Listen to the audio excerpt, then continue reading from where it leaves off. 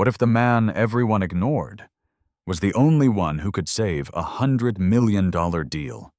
Inside a glass-walled conference room in downtown Chicago, tension hung so thick it felt suffocating. Executives in tailored suits sat frozen, watching as their biggest European client leaned back in his chair, clearly unimpressed. The deal, months in the making, was slipping away. At the head of the table, Billionaire CEO Omar al-Rashid clenched his jaw, his sharp eyes scanning the room for a solution, but finding none.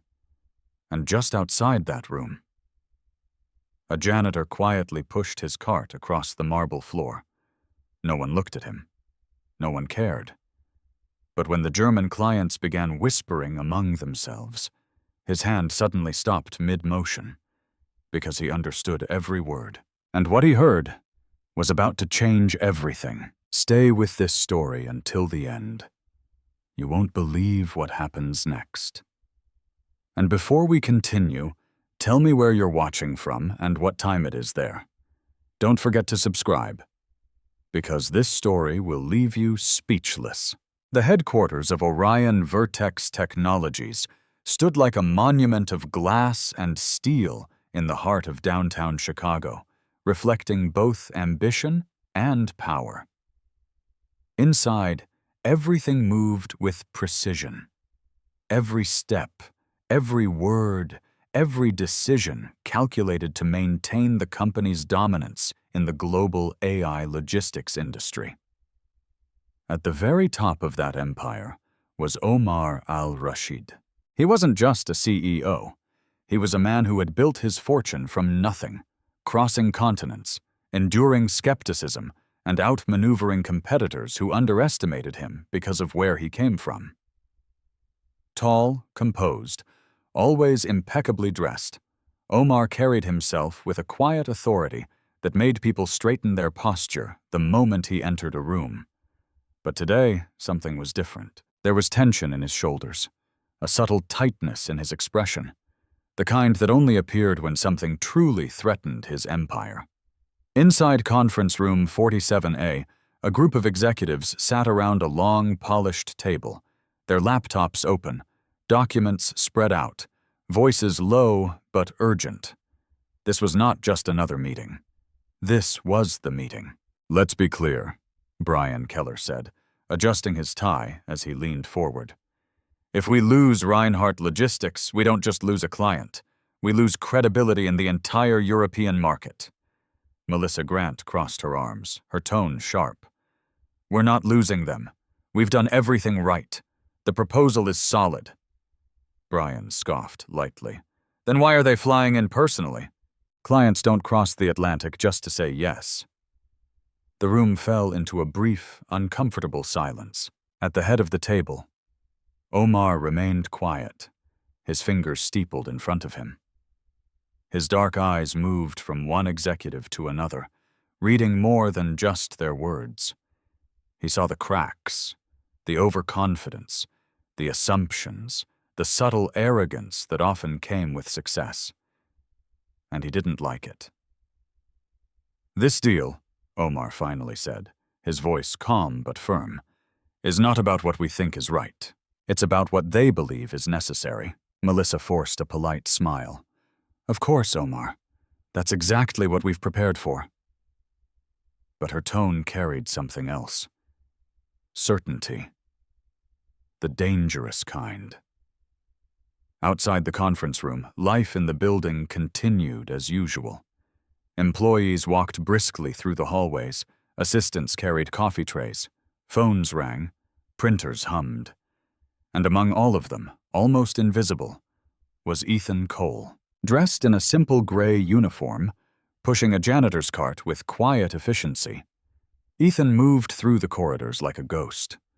People stepped around him without making eye contact.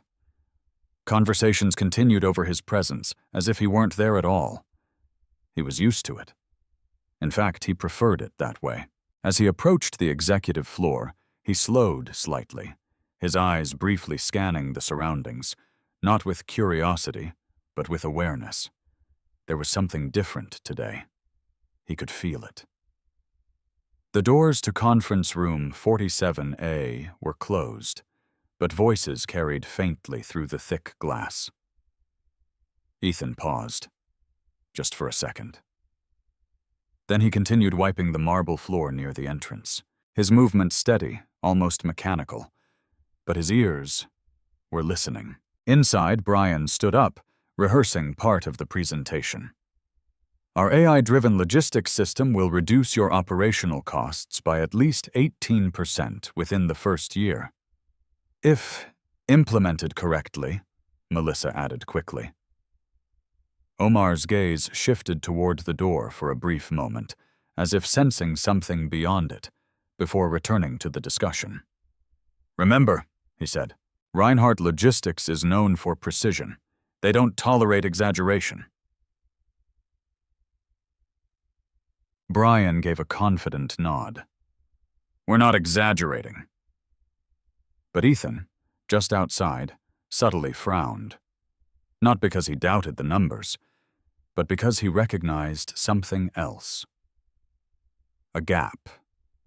A misunderstanding waiting to happen. He dipped the mop back into the bucket, wringing it out slowly. His movements were deliberate, controlled. And yet his mind was far from the floor beneath him. A memory flickered. Voices speaking in German. Fast, analytical, precise. Discussions about efficiency models, risk tolerance, long-term infrastructure. He blinked once, pushing the thought away. That was another life. Or at least, it was supposed to be. The elevator doors at the end of the hallway opened with a soft chime. A group of sharply dressed individuals stepped out, their presence immediately shifting the atmosphere. 2 men, 1 woman, all carrying an air of quiet authority. At the center of them was Klaus Reinhardt, tall, silver-haired, with a gaze that missed nothing. Mr. Reinhardt, Melissa said quickly, as she stepped out to greet them, her smile perfectly rehearsed. Welcome to Orion Vertex. Klaus gave a brief nod. Ms. Grant. His English was fluent, but carried a distinct German precision. As they walked toward the conference room, Klaus's eyes briefly passed over Ethan, just for a fraction of a second. But something in that glance lingered longer than expected. Ethan lowered his gaze, continuing his work. Invisible again. Inside the room, introductions were made, hands were shaken, seats were taken. The meeting began. And outside, Ethan remained. Cleaning, listening, waiting, though even he didn't fully realize for what. Because something was about to go wrong, and when it did, the only person who could fix it was the one no one had even bothered to notice. But the question was, would anyone listen before it was too late? The moment the doors to conference room 47A closed, the air inside shifted. This was no longer preparation. This was execution. Omar al-Rashid sat at the head of the table, his posture straight, his expression unreadable. Across from him, Klaus Reinhardt adjusted his cufflinks with quiet precision, his sharp blue eyes scanning the room as if measuring the competence of every person present. "Shall we begin?" Klaus said calmly. Brian Keller immediately stood, clicking a button on the remote. The large screen behind him lit up with graphs, projections, and sleek visuals. "Absolutely," Brian said with confidence. "At Orion Vertex, we believe the future of logistics is not just automation, but intelligent adaptation." He spoke smoothly, his voice steady, every word practiced. Melissa nodded beside him, occasionally adding emphasis where needed. The presentation flowed like a well-rehearsed performance. Data points, market trends, projected growth, all delivered with precision. At first, Klaus and his team listened politely, but not attentively. There was a difference. Omar noticed it. He saw the subtle glance Klaus exchanged with his colleague, the slight narrowing of the eyes, the almost imperceptible shift in posture. They weren't convinced. Still, Brian continued, our system guarantees an 18% reduction in operational costs within the first 12 months. Klaus raised a hand. Brian froze mid-sentence. Yes? Brian asked, forcing a polite smile. Klaus leaned back slightly. You say guarantees. That is a strong word. The room grew quieter. Melissa leaned in. We use that term based on our internal models and previous client success. Klaus turned to his colleague and said something in German. Das ist zu optimistisch. Die Annahmen stimmen nicht ganz. His colleague nodded. Ja, vor allem bei internationalen Lieferketten. The conversation continued in German, faster now, analytical, critical. Inside the room, the Orion executives exchanged uncertain glances. They didn't understand, but they felt it. The shift. Brian chuckled awkwardly. I assume that's a good sign, he said lightly. No one from the German side responded. Omar's gaze sharpened. He didn't speak German fluently, but he recognized tone. And that tone was not approval. Outside the room, Ethan Cole paused mid-motion. The mop hovered just above the polished marble floor. His eyes lifted slightly, unfocused, not looking at the door, but listening beyond it. Every word, every nuance. He understood everything they were saying. They're overestimating efficiency. And one of the German executives said inside, their model doesn't account for regional delays, okay, and their integration timeline is unrealistic, Klaus added. This will create risk. Ethan's grip tightened slightly on the mop handle, because they weren't wrong. Inside, Melissa tried to regain control. If there are concerns, she said, smiling tightly, we'd be happy to clarify any points. Klaus looked at her, then at Brian, then back at the screen. You base your projections on ideal conditions, he said in English now, but we do not operate in ideal conditions. Brian straightened.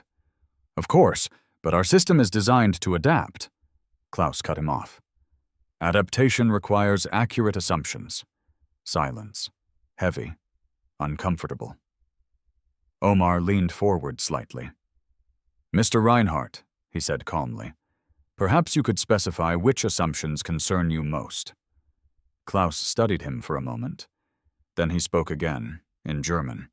Sie verstehen nicht, wie komplex unsere Netzwerke sind. His colleague responded immediately. Und sie unterschätzen die Variabilität in Osteuropa. Ethan exhaled slowly. They were talking about Eastern European variability, infrastructure inconsistency, border delays, fluctuating labor conditions, all critical factors, all missing from the presentation. He closed his eyes briefly.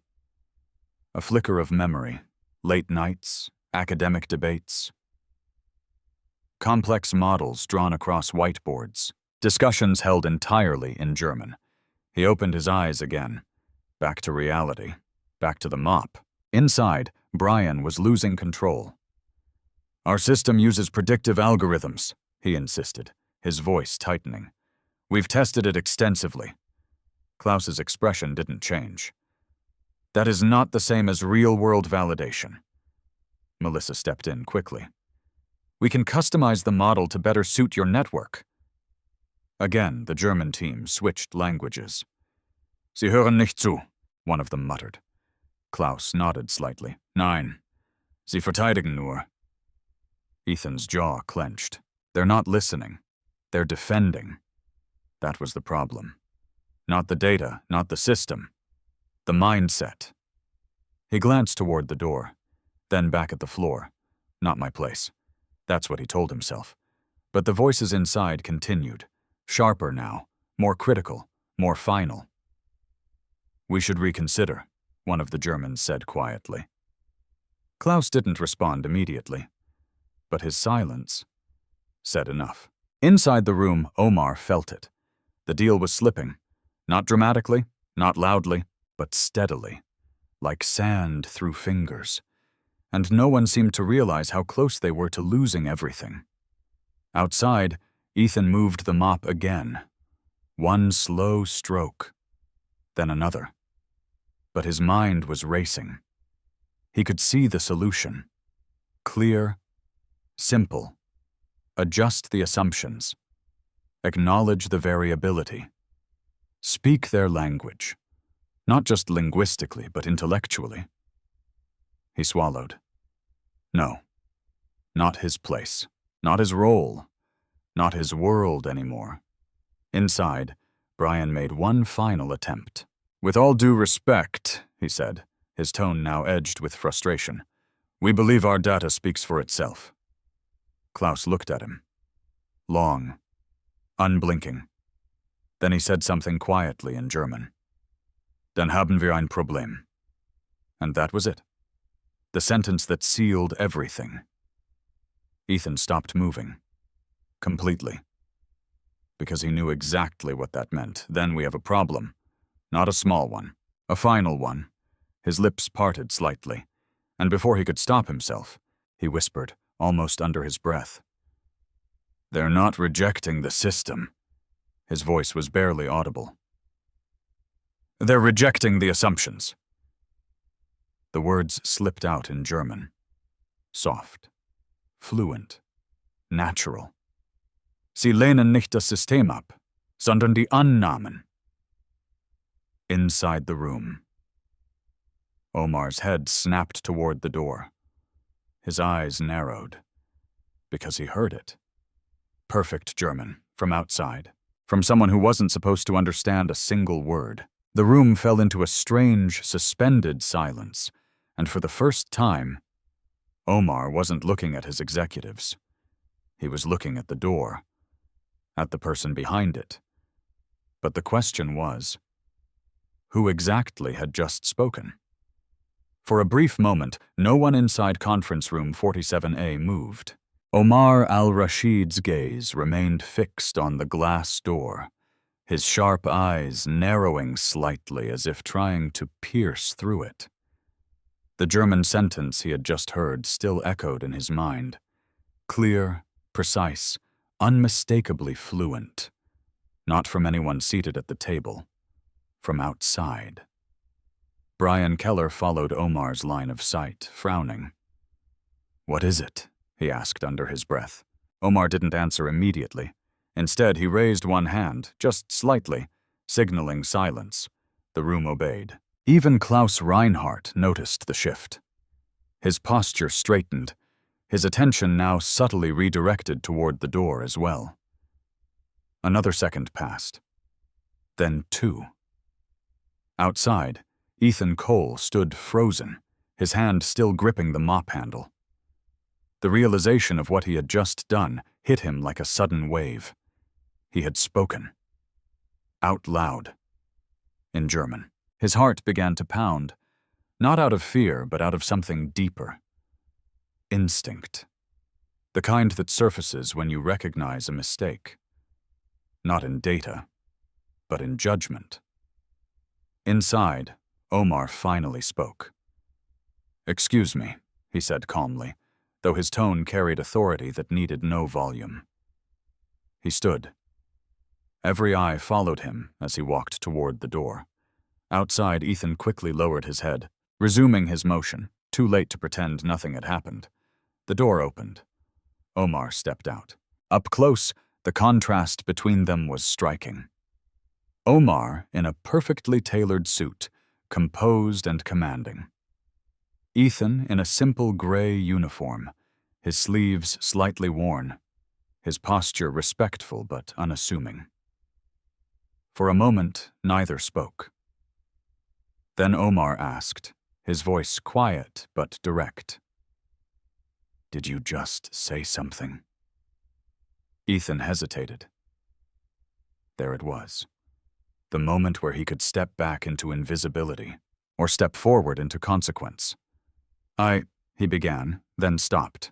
Inside the room, Brian rolled his eyes, muttering just loud enough to be heard, "This is unbelievable." Melissa crossed her arms, clearly annoyed. "We don't have time for this." Omar didn't look back at them. His focus remained entirely on Ethan. "Answer the question," he said. Ethan swallowed once. "Yes, sir." The words were simple, but they changed everything. Brian let out a short, disbelieving laugh. "You've got to be kidding me." Melissa shook her head. "He's a janitor, Omar." As if that explained everything. As if that ended the conversation before it even began. Ethan kept his gaze lowered, but his grip on the mop tightened ever so slightly. He had heard that tone before. Many times. "You shouldn't be standing here," Melissa added sharply. "This is a restricted area." Ethan nodded faintly. "I was just cleaning, ma'am." "Then clean somewhere else," Brian snapped. "We're in the middle of a critical negotiation." Omar raised his hand again. Silence. Instant. He turned back to Ethan. "What exactly did you say?" Omar asked. Ethan hesitated again, but this time, not because he didn't know what to say, because he knew exactly what would happen if he did. "They're not rejecting your system," Ethan said quietly. Brian scoffed. "Oh, here we go." "They're rejecting your assumptions," Ethan continued, still calm. The room shifted. Not dramatically, but enough, because the sentence made sense. Melissa frowned. "And you came to that conclusion how, exactly?" Ethan lifted his eyes slightly, not fully meeting hers, but not completely avoiding it either. "They said it," he replied. Brian laughed again, louder this time. "In what universe?" Ethan answered in German. Fluent. Clear. "Sie lehnen nicht das System ab, sondern die Annahmen." The words hung in the air. Even the silence that followed felt different. Heavier. More aware. Inside the room, Klaus Reinhardt slowly leaned forward, his eyes locked onto Ethan through the open doorway. Recognition. Not of the man, but of the language. Of the precision. Of the understanding. Omar noticed it, and that was all he needed. "You understand them," Omar said, more a statement than a question. Ethan didn't respond immediately. Brian stepped in again, irritation now turning into frustration. "Omar, this is ridiculous. We're letting a janitor interrupt a high-level negotiation based on... what, a guess?" "It's not a guess," Ethan said quietly. That caught everyone off guard, because there was no hesitation in his voice, no apology, just certainty. Melissa narrowed her eyes. "Then explain it," she challenged, "since you seem to know so much." Ethan paused, just long enough to consider whether he should. Then he spoke. "They think your model assumes stable infrastructure across all regions," he said. "But their network isn't stable, especially in Eastern Europe." Brian's expression shifted, slightly, just for a second. Ethan continued. "They also believe your implementation timeline ignores labor variability and border delays," he added. "That's why they said your projections are too optimistic." Silence. Real silence this time. Not the kind filled with tension. The kind filled with realization. Omar turned slowly, back toward the table, back toward his executives. "Is he wrong?" he asked. No one answered, because no one could. Brian opened his mouth, then closed it again. Melissa looked at her notes, flipping a page quickly as if the answer might suddenly appear there. But it didn't, because it had never been there. Omar exhaled slowly, then looked back at Ethan. "Why didn't you say something earlier?" he asked. Ethan gave a faint, almost sad smile. "It's not my place," he said.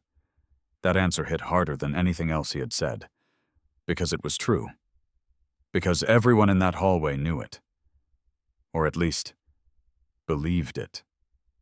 Inside the room, Klaus spoke again, this time in English.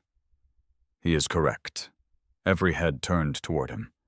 Klaus stood, walked closer to the door, his eyes never leaving Ethan. You understood everything we said? Klaus asked. Ethan nodded once. Yes. Klaus studied him for a long moment, then asked, in German, please. Explain the flaw in their model. The room froze, completely. Because now, this wasn't just a moment. This was a test. And everyone knew it. Omar stepped aside, giving Ethan a clear path into the room, a silent invitation. Or perhaps a command. Ethan looked at the open space, then at the faces inside. Some curious, some skeptical, some openly dismissive. He took one step forward, then stopped, because once he crossed that threshold, there would be no going back. But the real question was he ready to be seen? For a fraction of a second, Ethan Cole remained still at the threshold. The polished floor beneath his worn shoes reflected the bright lights above, drawing a silent line between two worlds, one he had been invisible in, and one he had no right to enter. Inside the room, no one spoke. Every eye was on him now. The janitor, the interruption, the risk. Omar al-Rashid stood slightly to the side, his expression calm but watchful. He wasn't forcing Ethan forward, but he wasn't stopping him either. That alone said everything. Ethan exhaled slowly. Then, without another word, he stepped inside. The soft sound of his shoes against the floor echoed louder than it should have. Brian Keller leaned back in his chair, arms crossed, his face twisted with disbelief. This is insane, he muttered. We're actually doing this. Melissa Grant didn't bother hiding her irritation. If this goes wrong, she said quietly, we lose everything. Omar didn't respond, because he already knew that. Ethan stopped a few feet from the table, careful not to get too close. His posture was straight, but not confident, controlled, like someone who had learned long ago how to take up as little space as possible. Klaus Reinhardt studied him closely, then gestured lightly with his hand. Bitte, Klaus said. Go ahead. Ethan nodded once, and then he began speaking, in German, fluent, precise, effortless. The core issue, Ethan said, his voice steady, lies in the assumption of uniform infrastructure stability across all operational regions. This assumption does not align with the realities of Eastern European logistics networks. The room went completely silent. Even the air seemed to pause. Ethan continued. In countries with fluctuating border policies and inconsistent labor availability, predictive models must incorporate variability margins significantly higher than standard Western benchmarks. Klaus's expression shifted. Not dramatically, but enough. Ethan saw it, and kept going. Your concern, he added, looking directly at Klaus now, is not the system itself, but the risk exposure created by over-optimized projections. A beat, then another, and then Klaus nodded. Slowly. Genau, he said. Exactly. The word landed like a shockwave. Brian's face drained of color. Melissa's eyes widened slightly, her fingers tightening around the edge of the table. Because this wasn't luck. This wasn't guessing. This was understanding. Real understanding. Ethan didn't stop there. If the model were adjusted, he continued, still in German, to include dynamic variability factors, specifically in cross-border transit times and workforce fluctuations, you could maintain efficiency without increasing operational risk. Klaus leaned forward now, fully engaged. "And how would you propose implementing such adjustments?" he asked. Ethan paused, just briefly, then answered. "By segmenting the network into adaptive zones," he said, "each with its own predictive parameters based on regional data rather than global averages." The German executives exchanged glances, not skeptical ones, interested ones, Omar noticed. And for the first time since the meeting began, he allowed himself to breathe. Brian, however, wasn't ready to accept it. "This is theoretical," he snapped, his voice cutting through the moment. "We don't even know where he got this from." Ethan turned slightly, not defensive, just calm. "It's not theoretical," he said. "It's practical." Brian scoffed. "Based on what? Cleaning floors?" The words hung in the air, sharp, ugly, and completely unnecessary. Ethan didn't respond immediately, but something in his expression changed. Not anger, not embarrassment. Something quieter, something deeper. "I've seen similar models fail," he said simply. Klaus's eyes narrowed slightly. "Where?" he asked. Ethan hesitated, just for a second, then answered. "In academic simulations and early-stage implementations." Brian laughed again. "So now you're an academic too?" No one joined him, because the room had already moved past that. Melissa looked between Ethan and Klaus, her expression uncertain now. "Even if what he's saying is valid," she said carefully, "we don't have time to rebuild the model." Ethan nodded. "You don't need to rebuild it," he said. That caught Omar's attention immediately. "What do you mean?" Omar asked. Ethan turned toward him. "The foundation is strong," he explained. "You just need to adjust the input variables and recalibrate the projections." Omar's eyes sharpened. "How long?" Ethan considered it, then answered, 2 days. Brian shook his head instantly. "That's impossible." Ethan met his gaze for the first time. "It's not," he said. "No arrogance, no challenge, just certainty." Klaus leaned back slightly, studying Ethan again. Then he spoke, to Omar this time. "If what he says is true," Klaus said, "we are willing to reconsider." The room shifted again. Hope. Real hope. But fragile. Very fragile. Brian leaned forward, his voice tight. "We can't base a multi-million-dollar adjustment on—" "Enough," Omar said. One word. Cold. Final.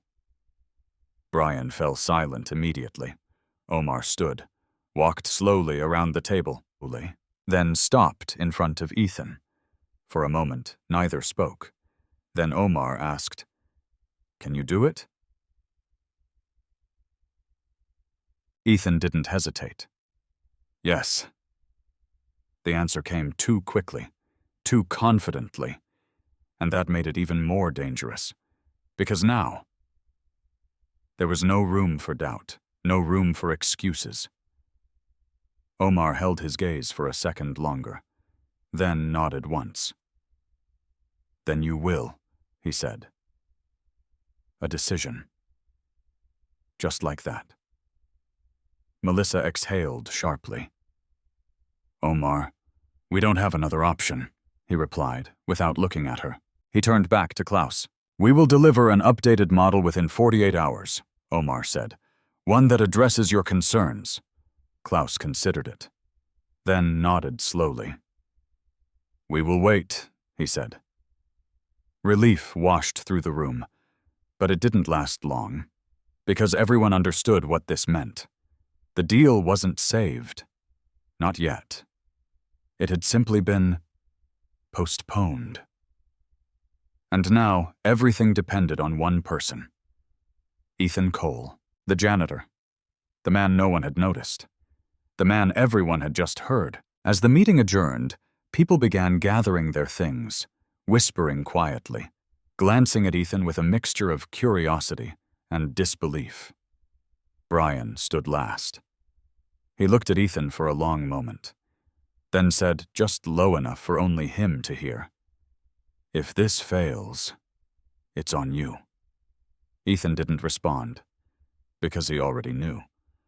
The real question wasn't whether he could fix the model. It was something far more dangerous.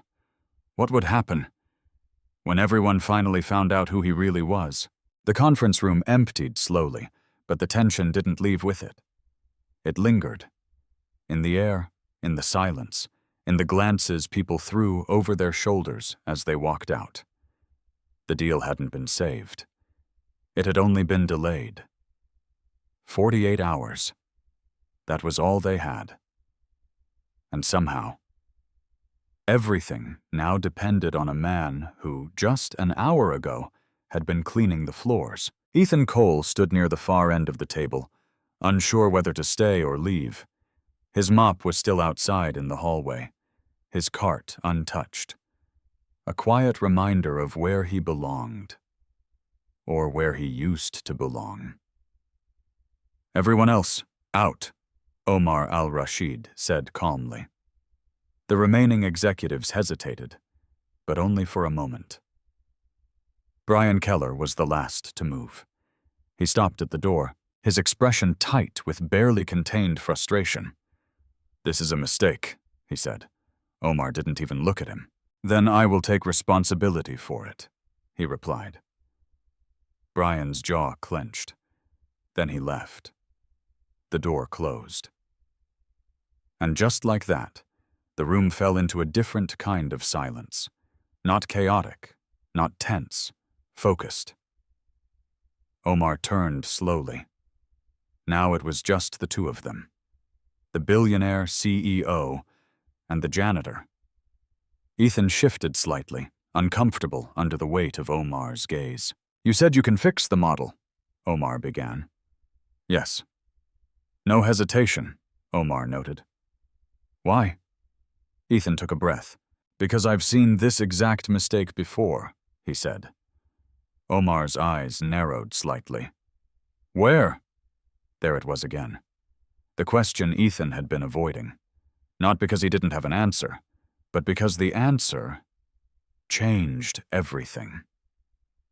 Ethan looked down briefly, then back up. "In Germany," he said.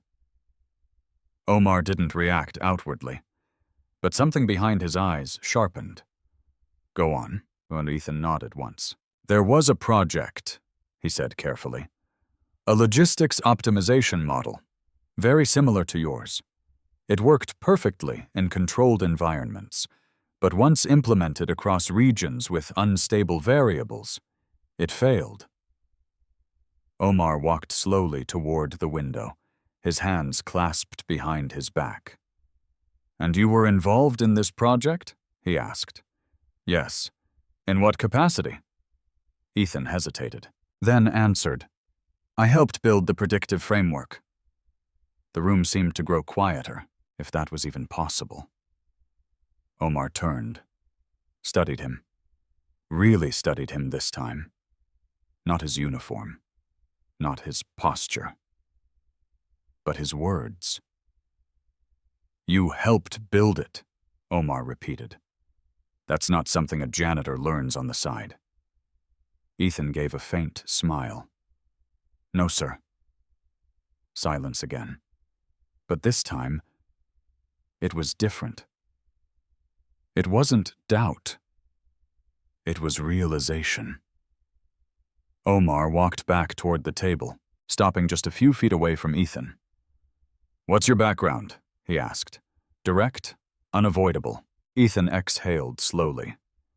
"I studied international economics," he said, "focused on logistics systems and cross-border efficiency models."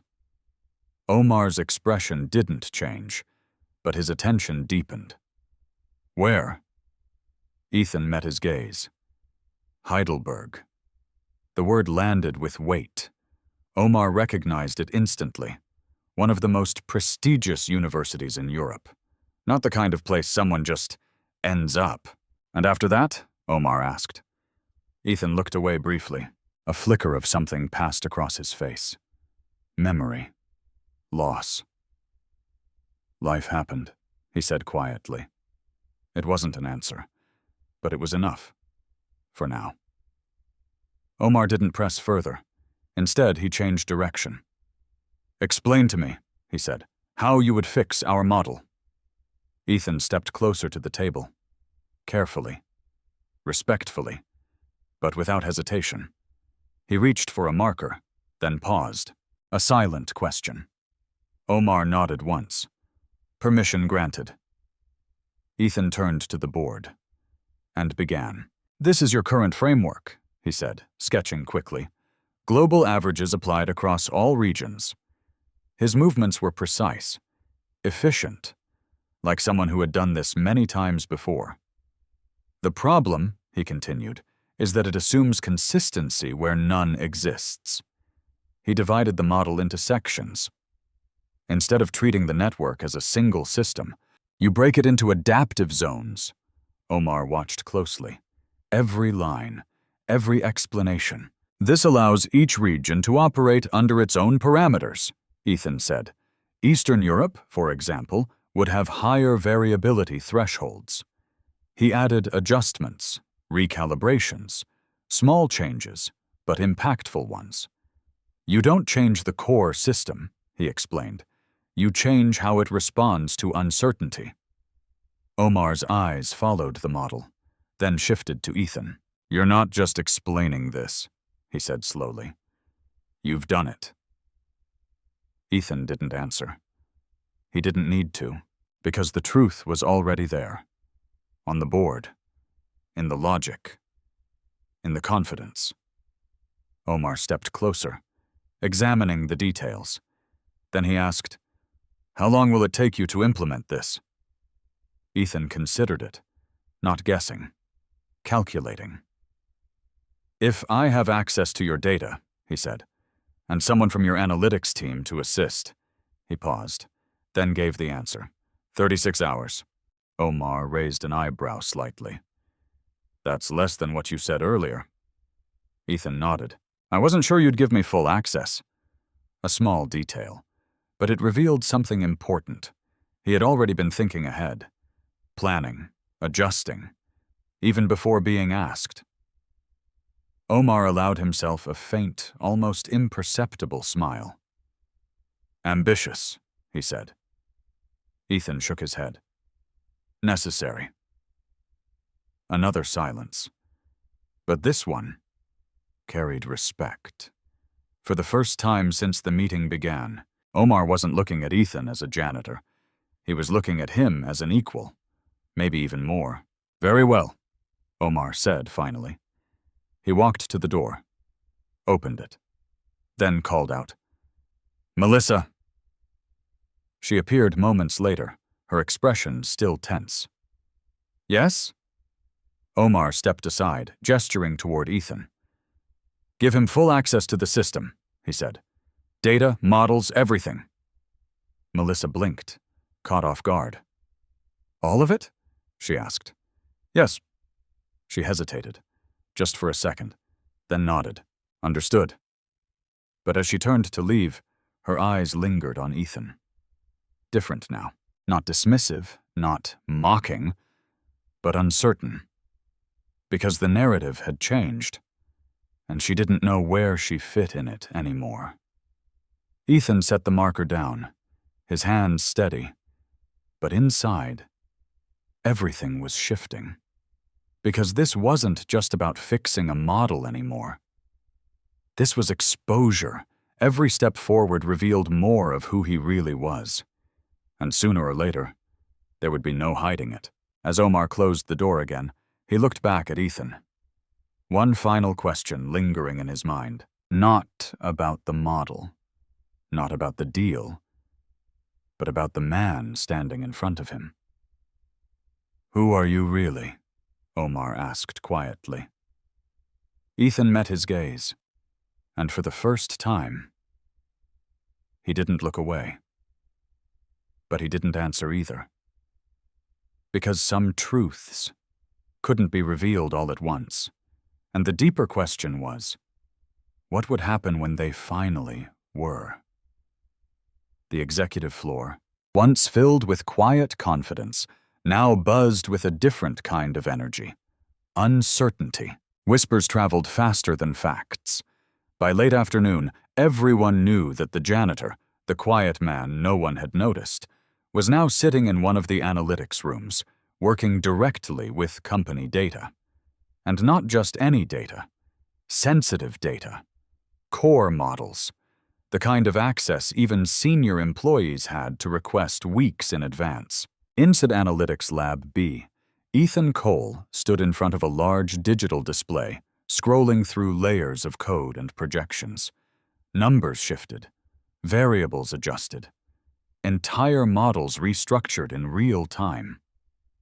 Behind him, two members of the analytics team exchanged uneasy glances. "Are we seriously doing this?" one of them whispered. "He has clearance," the other replied quietly. "Direct from Omar." "That doesn't make it less insane."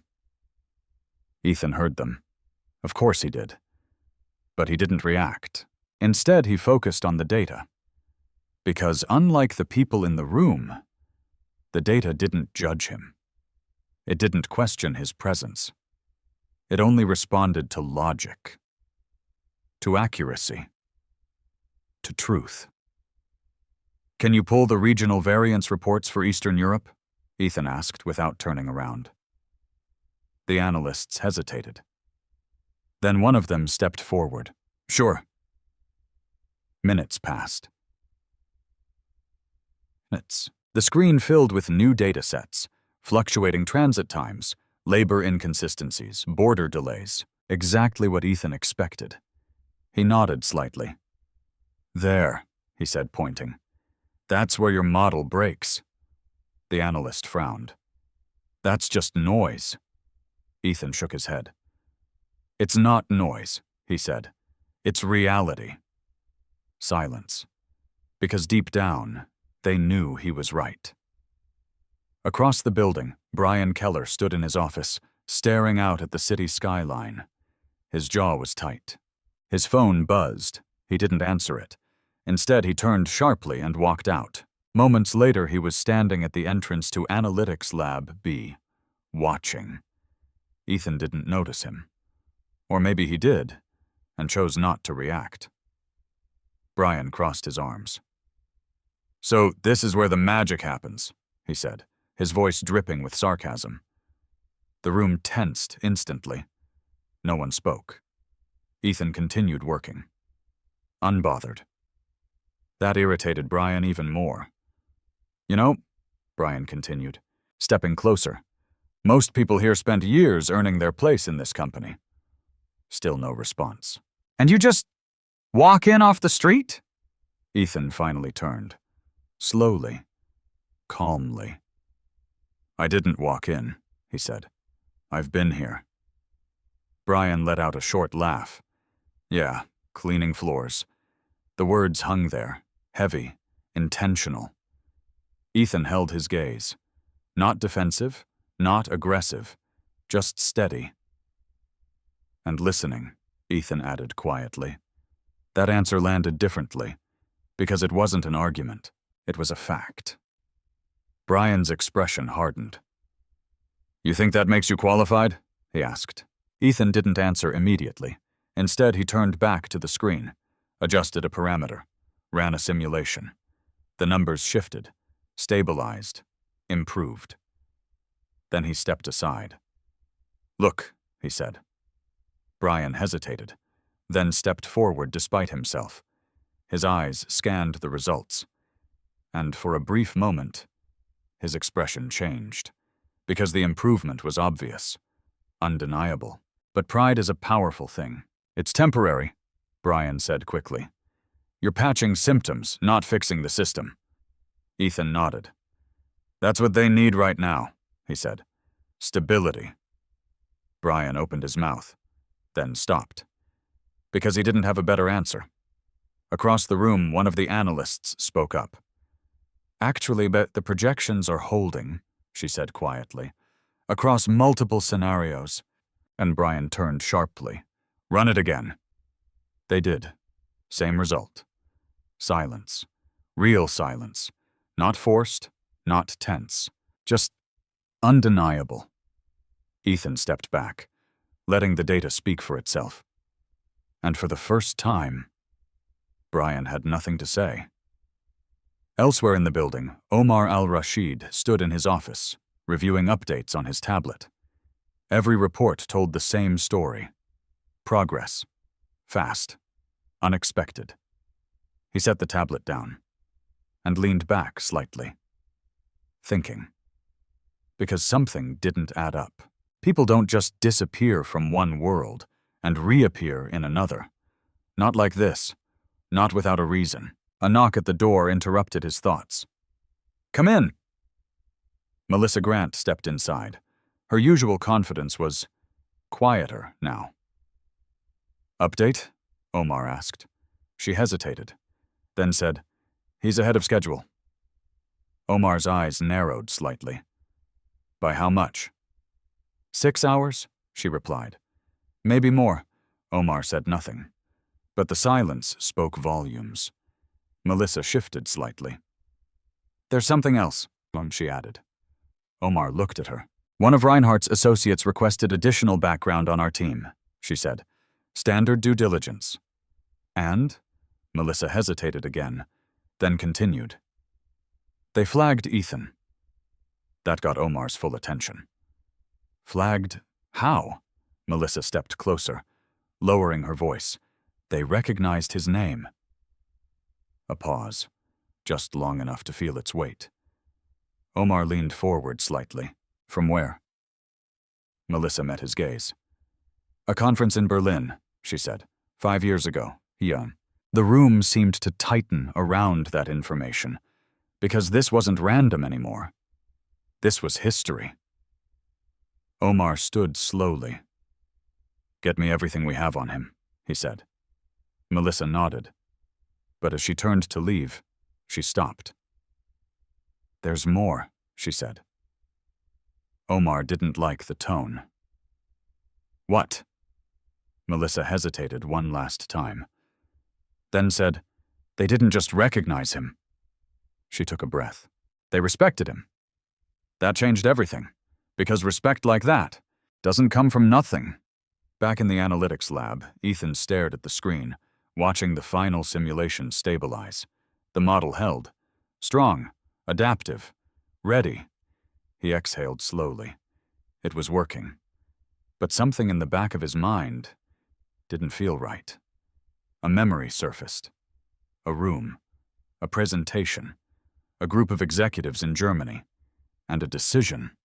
One that had changed everything. Behind him, one of the analysts spoke. "Who are you, really?" she asked softly. Ethan didn't turn, didn't answer. Because the truth was already catching up to him, and when it arrived, there would be no more hiding. But the real question was, what would they do? When they realized exactly who they had been ignoring all along. By the next morning, the energy inside Orion Vertex Technologies had completely changed. What had started as quiet whispers had turned into open curiosity. People who had never noticed Ethan Cole before were now watching him. Closely. Carefully. Trying to reconcile the man they had ignored with the one now rewriting the company's most critical model. Inside the main conference room, the German delegation had returned. Klaus Reinhardt sat at the same position as before, his expression calm, but far more attentive this time. The difference was subtle, but unmistakable. This time, he wasn't just evaluating a proposal. He was waiting. Omar al-Rashid stood near the head of the table, reviewing the updated projections on the screen. Melissa stood beside him, her posture more reserved than usual. Brian sat quietly, arms crossed, saying nothing. And then, the door opened. Ethan stepped in. Not in a suit. Not in anything different. The same gray uniform. The same quiet presence. But the room reacted differently now. Conversation stopped. Eyes followed him. And for the first time, no one ignored him. Ethan walked forward, stopping a few feet from the table. He didn't look around, didn't seek approval, didn't acknowledge the attention. He simply waited. Omar gave a slight nod. "Begin." Ethan stepped toward the screen, took a breath, and started speaking. In German. Clear, confident, controlled. The updated model addresses regional variability by segmenting the network into adaptive zones, he explained. Each zone operates under parameters derived from localized data rather than global averages. Klaus leaned forward, listening, really listening. Ethan continued, walking them through the adjustments, the recalibrations, the logic behind every change. He didn't rush, he didn't hesitate. And most importantly, he didn't simplify, because he knew they didn't need simplification. They needed precision. When he finished, the room fell silent. Not out of confusion, but out of recognition. Klaus exchanged a glance with his colleagues, then stood, slowly, and walked toward Ethan. The distance between them felt longer than it was, because something significant was about to happen. Klaus stopped just a few feet away, studied Ethan's face, and then asked, and then, in German, "Were you ever at Heidelberg, around 5 years ago?" The question landed like a shockwave. The room froze, completely. Ethan didn't respond immediately, but something in his eyes changed. A flicker. Recognition. Memory. He nodded once. Yes. Klaus's expression shifted, not into surprise, but into certainty. "I knew it," he said quietly. The executives around the table exchanged confused looks. Brian frowned. "What is this?" he asked. Klaus didn't look at him. His attention remained entirely on Ethan. "You presented a model at the European Logistics Forum," Klaus continued. "A model that challenged traditional optimization methods." Ethan remained still. Silent. But he didn't deny it. Melissa's voice broke through the tension. "Wait, you're saying he's—" Klaus raised a hand slightly. "Let him speak." All eyes turned back to Ethan. The silence stretched, heavy, expectant. And then Ethan spoke. "I was there," he said. "No more hiding. No more deflecting. Just the truth." The room seemed to shift around that statement. Brian leaned forward. "That doesn't make any sense," he said. "If you were presenting at international conferences, why are you—" He stopped. Because the question answered itself. Ethan didn't look at him. Instead, he looked at the table, at the reflection of the overhead lights on its polished surface. And for a moment, he wasn't in that room anymore. He was somewhere else. A hospital, a quiet room filled with machines, a hand he held onto until it went still. "My father passed away shortly after that conference," Ethan said quietly. The room softened, not visibly, but emotionally. "My mother became ill soon after," he continued. "Medical bills, complications." He paused, swallowed. "I had to make choices." Simple words, but they carried weight. Real weight.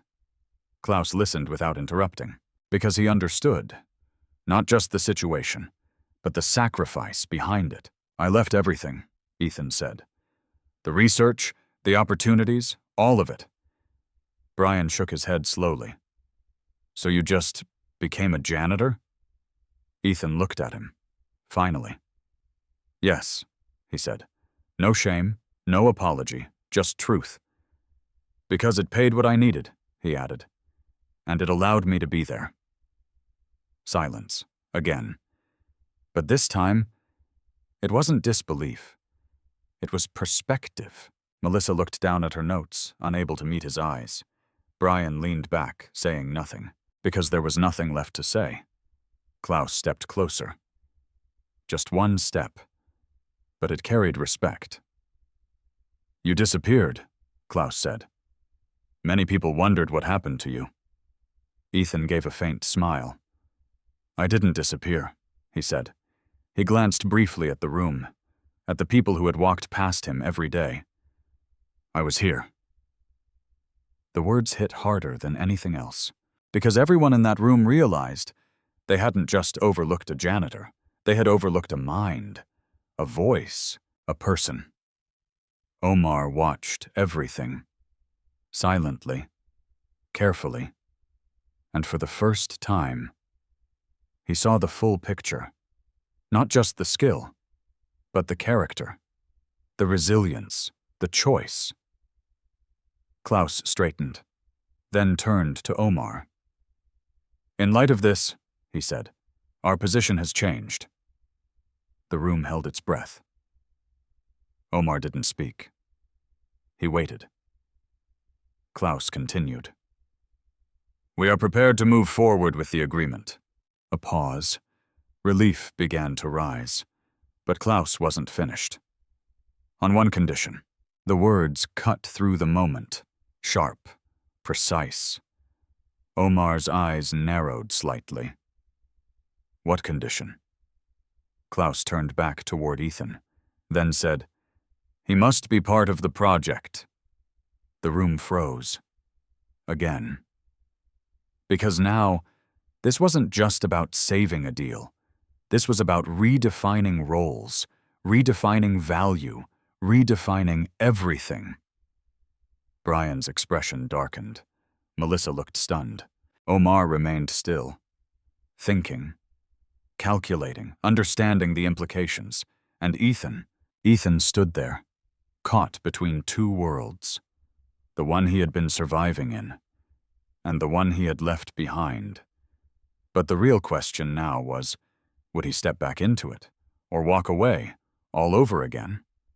The room didn't breathe, not after Klaus Reinhardt's condition. "He must be part of the project." The sentence hung in the air, reshaping everything it touched. Omar al-Rashid stood still, his expression unreadable, but his mind already moving, calculating risks, outcomes, implications. Across the table, Melissa's fingers tightened around her pen. Brian Keller's jaw set hard, a storm gathering behind his eyes. And at the center of it all, Ethan Cole, the man who, less than 2 days ago, had been invisible. Now, every decision seemed to orbit around him. Klaus didn't break eye contact. "He understands our concerns," he said calmly. "More importantly, he respects them. That is rare." Omar gave a slow nod. "I agree." Brian shifted sharply in his seat. "With all due respect," he said, trying to keep his voice controlled, "we're talking about a janitor. This is a high-level international project. We can't just—" "Omar!" The interruption came from Melissa. Quiet, careful, but firm. "We need to think about precedent," she said. "If we allow this, it sends a message internally." Omar turned slightly. "And what message is that?" he asked. Melissa hesitated. "That qualifications can be bypassed," she said. Ethan watched the exchange in silence, because he understood what she really meant. Not qualifications. Status. Position. Hierarchy. Brian leaned forward again. "We have experienced analysts, strategists, entire teams trained for this, and we're going to sideline them for someone who solved the problem none of you could," Omar said quietly. The room went still. Brian's words died instantly, because there was no argument against that. Omar stepped forward, slowly, deliberately. "This is not about titles," he continued. "It's about results." He turned to Klaus. "You have your condition. Omar said, "and you will have it met." Klaus nodded once, satisfied. But Omar wasn't finished. He looked at Ethan, directly. "You heard him," Omar said.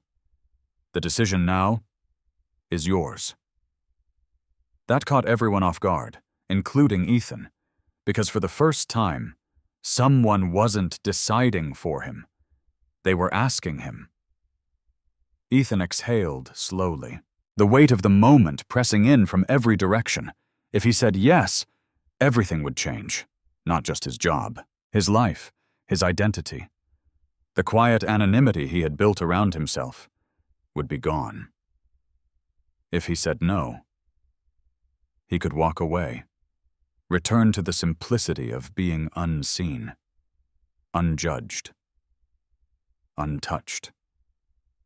But he also knew he wouldn't just be walking away from the opportunity. He'd be walking away from something deeper. Recognition. Respect. A chance to be more. He looked at Klaus, then at Omar, then, briefly, at Brian and Melissa, and for the first time, he saw them differently, not as authority, not as judgment, just people. People who had been wrong, just like anyone else. Ethan took a breath. "I'll do it," he said. Simple, clear, final. The decision landed quietly, but its impact was immediate. Melissa closed her eyes briefly, absorbing it. Brian leaned back, shaking his head slightly, but saying nothing.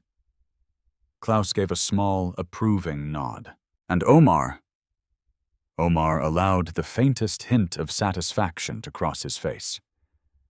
"Good," he said. The meeting concluded shortly after. Signatures were exchanged, agreements finalized. What had nearly been lost was now secured. But the real changes didn't begin in that room. They began afterward, in the hallways, in the offices, in the conversations people thought Ethan couldn't hear. "This is unbelievable. A janitor? He fooled everyone. No, we fooled ourselves." Ethan walked through those hallways again. Same uniform, same quiet steps. But nothing felt the same, because now, people looked at him, really looked at him. Some with curiosity, some with respect, some with discomfort. Because recognizing someone you once ignored comes with a certain kind of weight. Later that afternoon, Ethan stood outside Omar's office. The door was slightly open. He knocked once. "Come in." Omar stood by the window, the city stretching endlessly behind him. Without turning, he said, "Close the door." Ethan did, then waited. Omar turned slowly. "There's something we need to address," he said. Ethan nodded. "I know." Omar studied him for a moment, then spoke. "You can't continue as a janitor," he said. It wasn't a question. It was a fact. Ethan looked down briefly, then back up.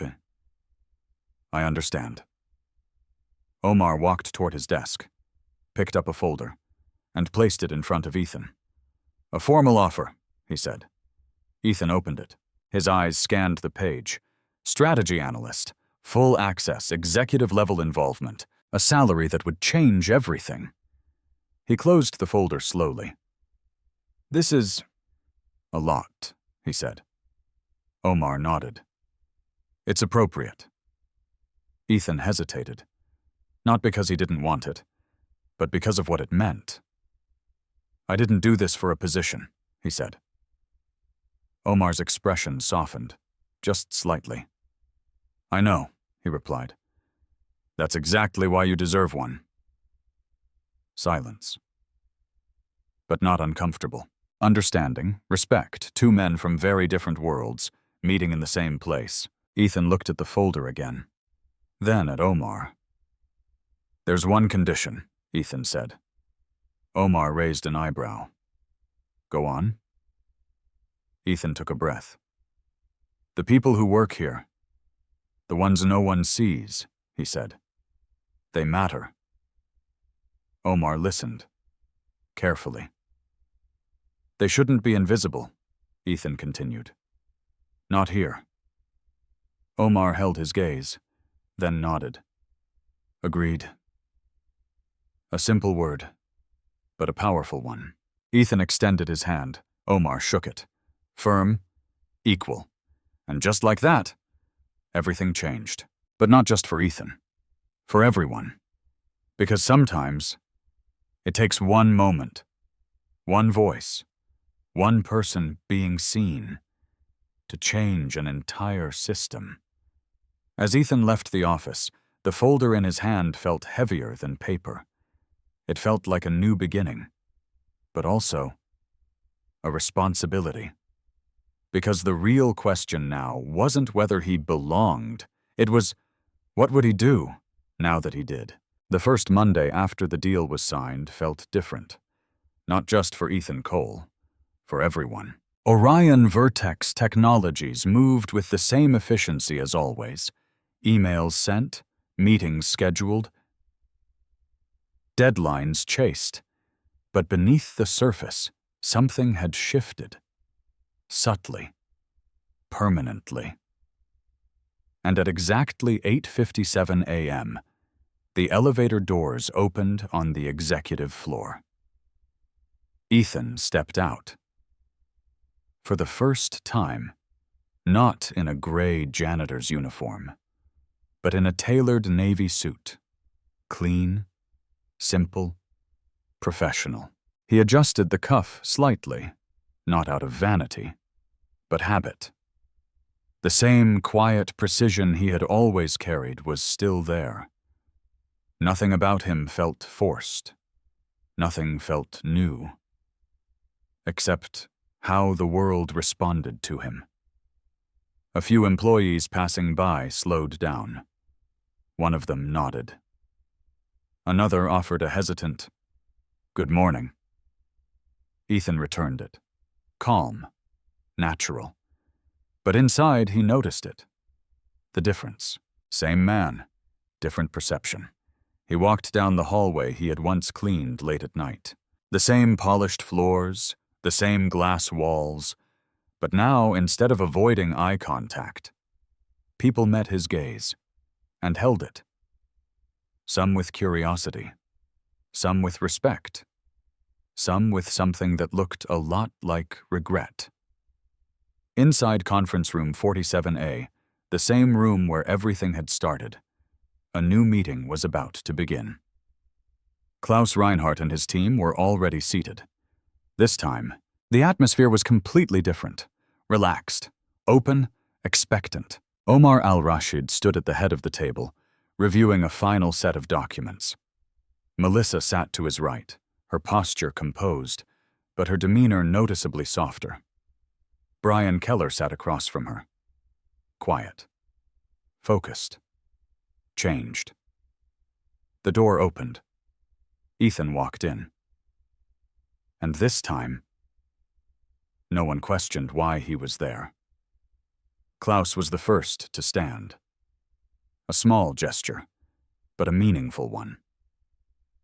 "Mr. Cole," he said, extending his hand. Ethan shook it, firmly. "Mr. Reinhardt." The meeting began shortly after, but it didn't feel like a negotiation anymore. It felt like a collaboration. Ideas moved freely, concerns were addressed openly, and whenever complexity arose, Ethan spoke. Not over others. Not to prove anything.